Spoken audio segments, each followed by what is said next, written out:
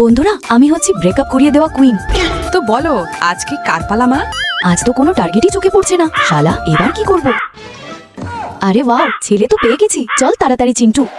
বাবা, আজকের কাজ হলো ওই রিচ ছেলেটার ছেলে সাজতে হবে তোমাকে। ড্যাডি, এত বছর আপনি কোথায় ছিলেন? বাপ রে, তুই তো আমার থেকেও বেশি ফাস্ট। এবার আমার পালা অ্যাক্টিং করার। আমাকে ছেড়ে তুমি?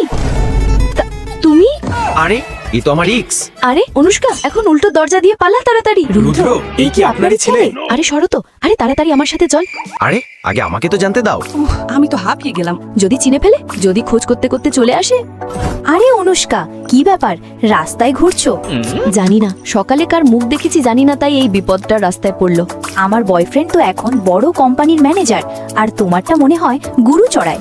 অনুষ্কা, বলো না এদের তোমার স্বামী একজন বড় বিজনেসম্যান। আরে বেবি, এটা আমি কি দেখছি? আরে বাবারে বাবা, এটা কি হলো? বাবা, ওরা মাকে অপমান করছিল। আরব তোমার জব্দ গেল। চল ভাগ এখান থেকে, তোর জন্যই চাকরিটা গেল। বৃষ্টি শুরু হয়েছে, বাবার কাপড় ভিজে গেল। উনাকেও আমাদের সঙ্গে নিয়ে যাই। এই নাও, এটা পরো আর এখান থেকে তাড়াতাড়ি বেরিয়ে পড়ো। তোমার কাপড় তো 2 মিনিটে শুকিয়ে গেল।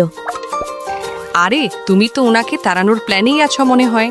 ও মিস্টার হ্যান্ডসাম, আজ থেকে আপনি আমার কিউট পাপা। এরপর রুদ্র অনুষ্কার সঙ্গে বিয়ে করে তাকে নিজের করে নেয়। আর লাইক ও সাবস্ক্রাইব করুন পরবর্তী ভিডিওর জন্য।